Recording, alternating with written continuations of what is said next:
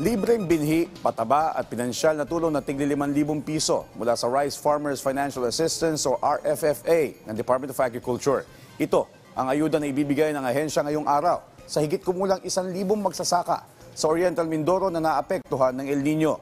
Ayon kay DA Assistant Secretary Arnel de Mesa, may kasama pang tig 25,000 piso na pautang mula sa Agriculture Credit Policy Council ang kanilang iaalok sa mga magsasaka.